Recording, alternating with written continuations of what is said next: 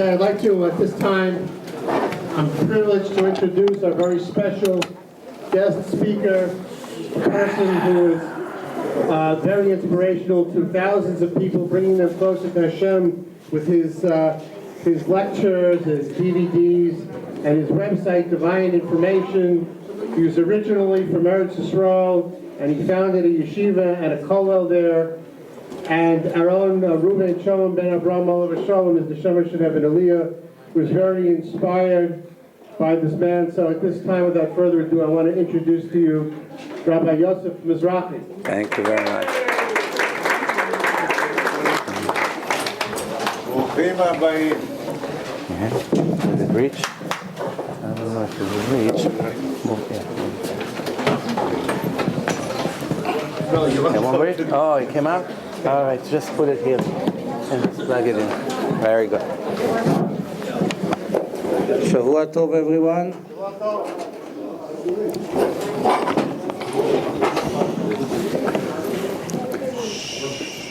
The person who organized this evening is already transferred to the next world.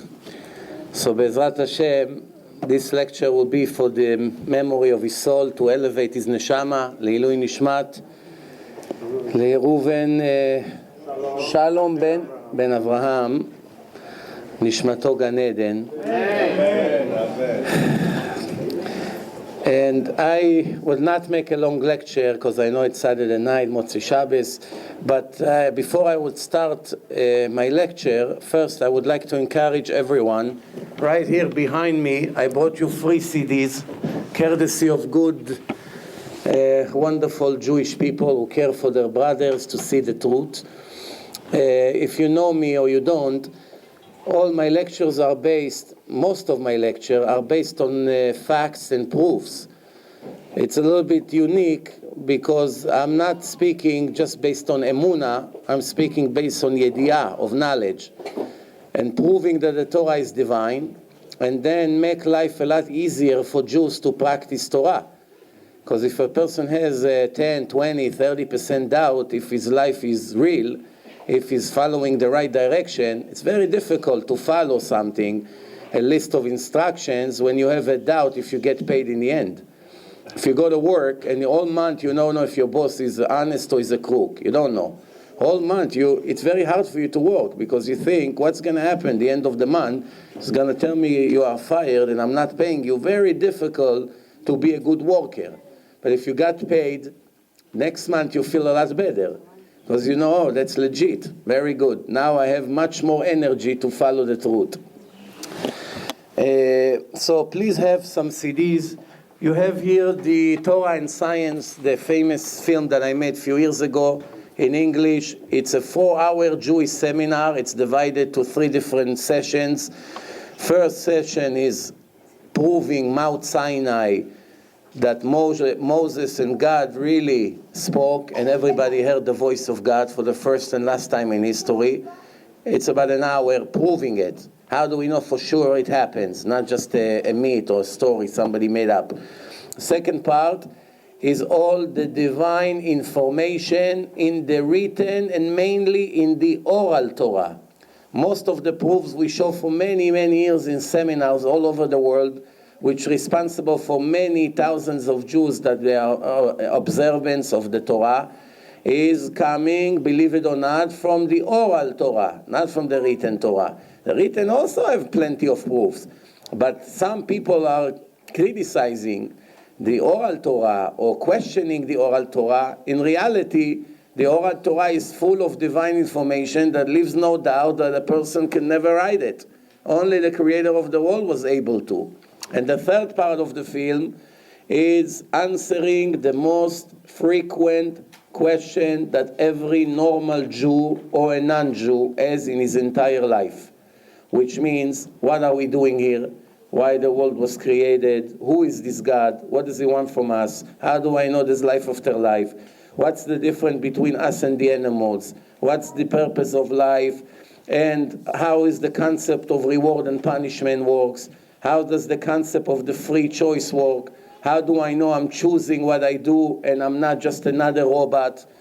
All these famous questions that I heard probably thousands of times, I answer them, everything in one DVD. And it's right behind me. You can have it, free of charge. Second, I'm making now MP3 CDs, which approximately 15 to 18 lectures on each one. For the car, for people who have cars for the last 4 years. Most of them play MP3. You can play 25 hours of lectures in your car. It's also behind me. The last thing, I made a famous debate 3 years ago with a Christian professor, a teacher of Christianity of the University of Christianity in Manhattan. It's a 3 hours debate. Now we made it with Hebrew subtitle. Just came out a week ago. On a DVD, for those who don't speak such great English, it's all translated to Hebrew. So it's right here behind me. You can see how the Christian minister who teach Christianity for 31 years, in the end of the debate, admitted that Christianity is false. So you put me in a hole, I don't know, I'm going to get myself out of there. And I told him, I just proved to you it's a false religion. It's not the religion that was written by God. It's a man-made religion. He didn't say no. He said, my heart does not let me live it. It was so good to me over the years, religion in general. It's very hard for me to disconnect myself from it. So I told him, the heart is all illusions, feeling, infatuations, dreaming. How can you know what's in your heart is the truth? We are talking facts here, not feelings. Feelings, most of them are false. We are talking divine proof. And I gave him an example. I say a Muslim terrorist, before he blow women and children and kill them for just because they are Jewish, he also believe in his heart all kinds of imaginations. What makes it valid? Does he have a proof? Can you prove that he's going to heaven for murdering innocent children? Of course not. It's against God's book. And the Muslims and the Christians admit that the Torah is a divine book. This is one of the hardest thing to digest. We have more than 4 billion Muslims and Christians combined in the world. None of them ever tried to deny that Judaism is the word of God. The opposite. They base their religion as a continuation of the Torah. So what could be a better proof that supposedly the enemies of Israel, of course not all of them are enemies, but in general Christianity was very, very anti-Jewish, with inquisitions and tortures and Islam just as bad. So they went after Judaism non-stop for the last 2,000 years, and they are the ones who admit with no hesitation. Of course God spoke to Moses. What's the question? Of course he gave him the Torah. Millions of people witnessed that. There's no question about that. We just claim that there is one more prophet. And we, the Jews, can prove 1,000,000% that it's all false. Every page in the New Testament, every page in the Quran, you bring me, I show you human errors. If God wrote it, what's happening to God? He forgets simple things that you and I remember. What, is worse than us? How can it be? Just the person who made a statue and a minute later tell his children, let's bow down to this statue, this is our God. Let's hope that he's going to send us health and happiness and living. It's very foolish. You just made a statue, is a 1 hour old. He's going to bring you salvation to your life. It's very foolish. Foolish or not, hundreds of millions of people do it. What do you think?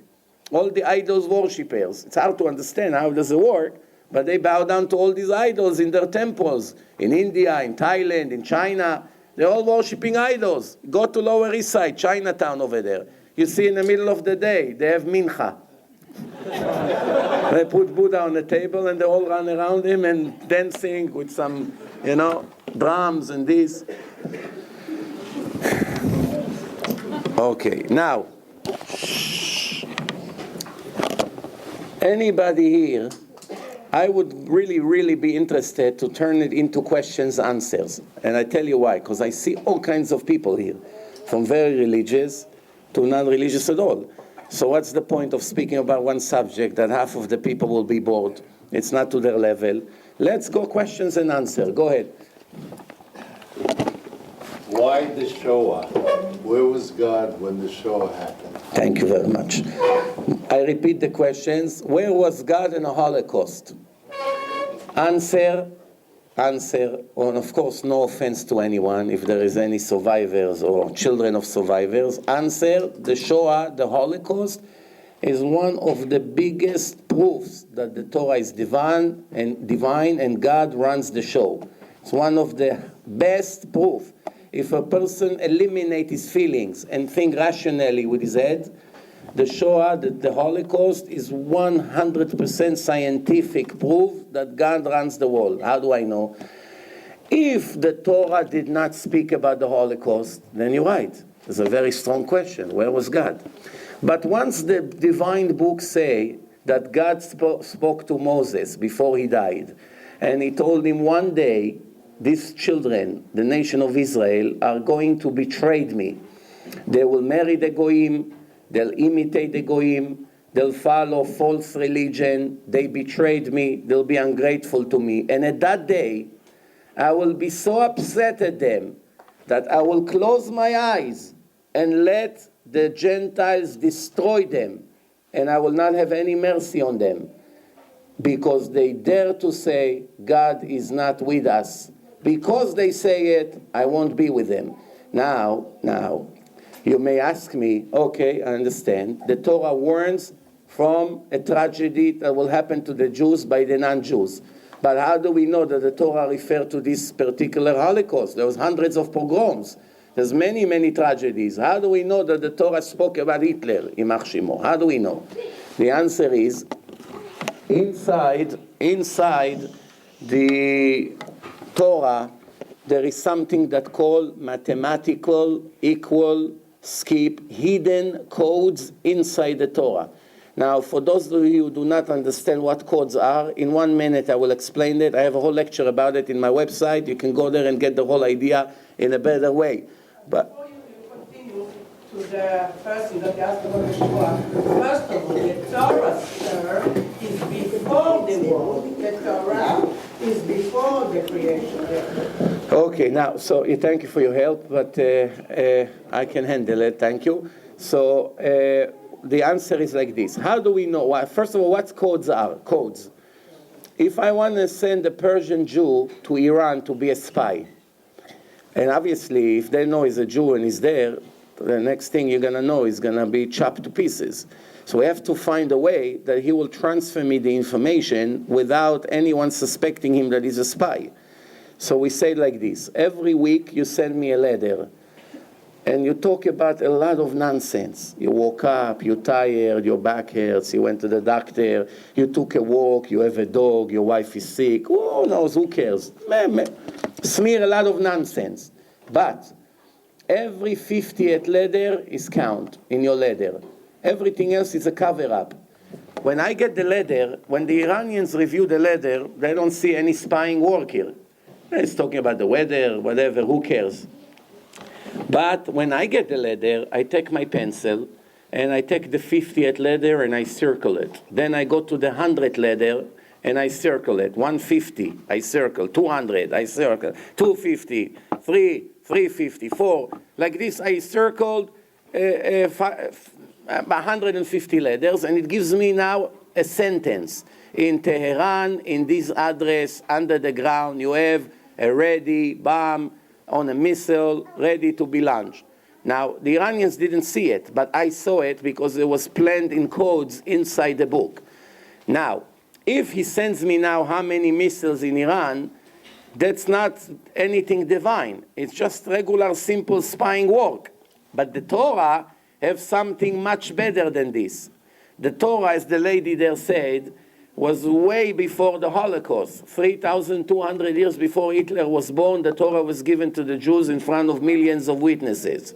Now, inside the Torah, when God said to Moses, there will be time that the Jews will become 100% like the Goyim, and they neglect my Torah and betrayed my covenant that I made with them, and there will be time for them to pay the price.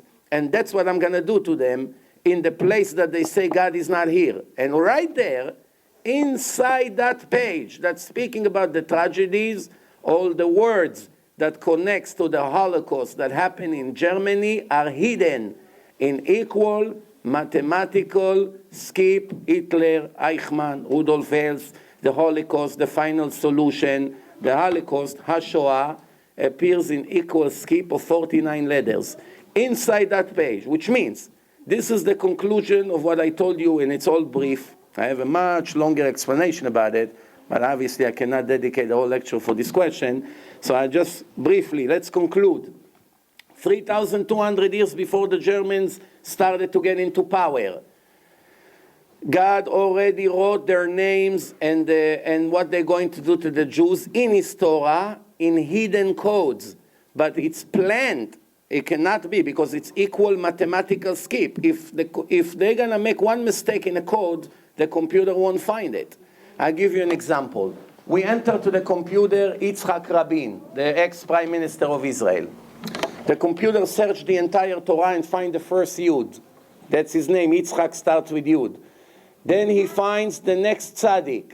If the next tzaddik is three letters later, from the tzaddik is going to come to he will try to find the chet in 3 letters after. If he doesn't find the chet, it goes back to Yud, and it counts 4. 4, 4, 4. If it doesn't go, it counts 5, 5, 5. It doesn't go, it goes back to Yud. So the computer search in less than a second what you and I will take us 1,000 years. If we want to find the name Yitzhak Rabin in a computer, in the Torah, the computer found it in less than a second. And the computer show us Yitzhak Rabin in equal mathematical skip hidden in the Torah, in equal skip. Then we put the name of the murderer, Yigal Amir, and it's in the same page with mutual resh. They have one mutual resh, there's no 2 resh. Not only God knew it's going to be Yitzhak Rabin, not only he knew it's going to be Yigal Amir, he already showed you there's a link between both of them. They actually appear in the Torah in a generation. Nobody knew there would be these 2 individuals. George Bush, Saddam Hussein, the first Gulf War, all of them appear in the Torah in equal skip. Yeah, so you know what I'm talking about. So Holocaust, I know it's a very sensitive issue and very, very difficult to speak to people who came out of the camps. But I promise you that just that there are many people who came out of the Holocaust and they're anti-religion, there are just as many people that became much stronger in their religion, and I know many of them. And let me explain to you something. You know, many people say that through their suffering in the camps, 8 or 9 times, they got saved in unbelievable ways. The ones who were supposed to get saved, God saved them. He has his reasons we don't understand. The ones who are not supposed to get saved are not saved. But one thing I want to tell you, life is not the 70 years that we walk and eat here. That's one very common mistake among people. I have a whole lecture here that prove with no doubts that every time the Torah uses the word Chaim, life, is speaking about life of eternity, the life of the soul, not the life of the body, because the body is temporary. It's like taking a diamond, putting it in a plastic box. The diamond worth $1 million, the box is only $1. Nobody really cares about the box. So the diamond is in the box for 1 week. Then one day you open the box, you take the diamond, you throw the box to the garbage, and you take a different box. You put it now, instead of white box, in a yellow box. Also $1. This is exactly how the soul transfers from one body to another. And everyone who died because he's a Jew and went through a period of suffering before he died, such as hospital, surgery, cancer, Nazis, Arabs, etc. This is, I know it's hard to believe and understand, but it's 100% can be proven. It's the best thing that can happen to a person. Why? Because he suffered 2-3 years, and he cleans his soul from all the sins of 60, 70 years. And he go express to heaven and doesn't have to go to a place that I don't want to even mention. And that's, every one of us feel bad for him. In reality, he's the one who in the end would laugh at us. Because he paid for what he owes God here, and he got clean. And we do not know what's going to happen with us. Good thing. Maybe it should happen again. No, okay, now listen. There's no obligations in the Torah for us to pray for tragedies to come to us. No. We pray that God gives us the best thing. But the truth is that a kosher Jew doesn't pray for specific thing. He say, God, please bring to me what's going to get me the closest to you that's possible. If I'm going to get close to you by being wealthy, make me wealthy. If I'm going to get close to you by being poor, then I'm going to need you, so I'm going to be connected to you, make me poor. If it's good for me to have children, give me children. If my children will be murderers and criminals, please don't give me. If I'm going to be righteous, let me live. If I'm going to be wicked and ungrateful to you, take me now. This is the kosher way to pray. How many people pray like this? Not that many, because people want money, they want health. For instance, a person that needs to get married, he saw a beautiful girl. He's 21, she's 20. What they say in America, he fell in love with her. So he fell in love now, and he comes to the shadchan, I want this Miriam. And the rabbi said to him, how do you know she's for you? No, believe me, I know.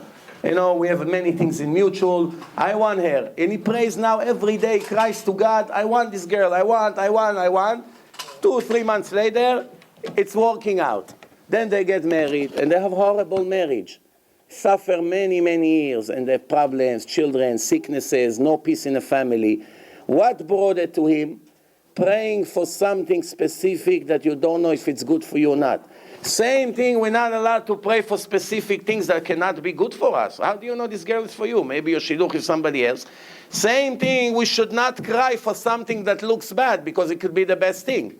If a person lost money, yeah, it's painful. Nobody wants to lose money. But how do you know? Maybe this money will save you. I'll tell you, I just come from Englewood. I had a Shabbaton there. There's one rabbi from Israel, and he told me an amazing story. This is what he told me. Listen good to this story. He went to Mexico to a wealthy Syrian Jew. And the wealthy Syrian Jew is a very merciful, nice person. He told him, I feed the poor people in Israel. He showed him a video what he does. And he really feed a lot of families that don't have even money for bread. The poverty is horrible in certain parts of Israel. So after that Syrian businessman in Mexico saw it, he opened up his safe. He's a gold dealer, selling golds. He opened up the safe. There were more than $1 million over there in cash, money. He took out $26,000 cash, and he gave it to him. He said, this is for your poor people for Pesach. And that's it. An hour after the rabbi left the place, Mexican came with machine guns and robbed the entire safe. More than $1 million in cash. More than $1 million. And it was all in gold. Most of it was in gold. They took the gold. So he called the rabbi. He said, Rabbi, you see how God paid me for my mitzvah? A minute or an hour after you left, he took away my $1 million. Now, the person who approached him was on his next visit in front of 300 people in the audience. Now imagine you come to a Shabbaton in Mexico, you try to bring Jews closer to God, and one of them get up and say, I gave you $26,000 for the poor people, and how God paid me back, send me this Mexican to rob me and put me on the floor. There's no point of continuing your lecture. So he said, I didn't know where to hide. Basically, this guy gave me like under the belt. So I said to him, listen, I prefer to discuss this with you when the lecture is over. Few days later, he said I was there. He comes to me in the middle of Mincha. He couldn't hold himself. I was in the middle of Shmona Esrei. Tap on my shoulder. You're not going to believe what just happened. What? The insurance approved my case. Even though in the beginning on the phone they say, no, you don't have case. He got $2.5 million.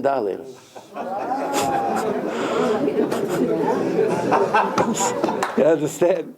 Why you cry for the million if it's a plan of God to give you 2.5 times? It's the best deal he ever made, this robbery. You understand? So why are we crying for something we don't know if it's good or bad? We don't know. All right, next question. Me.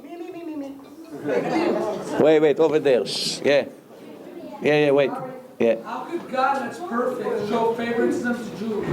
I never understand. All right. Next question. Mama. How God prefer the Jews compared to the Gentiles? What? Why God, למה השם מעדיף את היהודים על הגויים? What the question? Please. Who is this? Yeah. Please. No, את מפריעה. לא מפריע. תגיד להם לגבי התהילים, נתחיל מפה בבקשה. 2 פסוקים לגבי גלעד. Okay, wait. It's not a part of my plan, I'm sorry. אבל לא, רק להראות sorry. יש לו כוח 3,000 שנה. It's not a part of the lecture, I'm sorry. אוקיי. בסדר, זה שלך, לא שלי. אוקיי. So, the question is, why God preferred the Jews from all the other nations? The answer is, when the world was created, Adam and Eve were not Jewish. There's no Judaism yet. There was 2,450 years before the Torah was given to the Jews. The original plan of God was all the descendants of Adam and Chava will get the Torah and the whole world will be one nation. But after Adam made the sin, so he lost the merit to receive the Torah. Then he has two sons, Cain and Abel. One turned into a murderer. Him and his descendants are out of the Torah inheritance. God cut them out, so Abel now, but Abel got killed. So God waited, 130 years later, it was Shet, another person to Adam, was righteous. So God said, okay, from Shet, the Torah is going to start. But he had, his descendants were not all good, so he didn't get it. Then we get to the time of Noah. Noah had 3 sons. One righteous, 2 wicked. The wicked one of them is Yefet, in English Jeff. The other one, his name is Ham. Ham is all the African countries, where in Africa there's over there, where it's very hot. He went over there. And Yefet went to the European country, where they got the beauty. And Shem, he went to the Middle East. Shem is the Jewish founder. There's no Judaism yet. It's the descendants of the Hebrews that, starting with Abraham, comes from Shem. Someone who hates the Jews, his name is anti-Semite. Shem. Why? He doesn't love the descendants of Shem. Okay, so now, Jeff wasn't righteous. Him and his children are out of the plan. Ham was not righteous. Him and his children are out of the plan. So where the Torah is going to give in to Shem. But God is waiting to see. And he see that from Shem, few generations later, there's Abraham, very righteous man. Okay, Abraham deserved to start the Torah. But then he goes with Hagar and bring Ishmael. The Torah says a murderer, Pere Adam, wild beast. Cannot give the Torah to this person. So Ishmael is out. Abraham brought Ishmael to the world. Abraham is out of the plan. Yitzchak now. Let's give it to Yitzchak. Yitzchak brought Esav and Yaakov. Esav is the founder of the Nazis. The Romans. Yitzchak and his son Esav is out of the plan. Now we have Jacob. Jacob, all his children are righteous, finally. Now we're starting Judaism. Let's send them to Tironut. You know what Tironut means? Basic training. Basic training. Israeli soldier, he has a ponytail, 2 earrings over there. He comes out of the nightclub, 6 o'clock the next morning, he gets on a bus. He comes to the Israeli army, cream on his hand, perfume, ponytail, gel. The guy said to him, come you.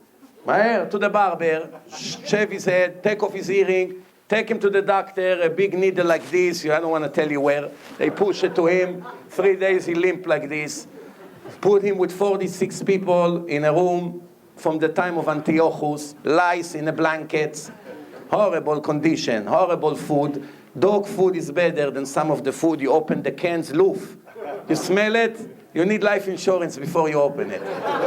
You have no idea how it smells. It's meat 3-4 months in conservatives with all kinds of anti-poison medication.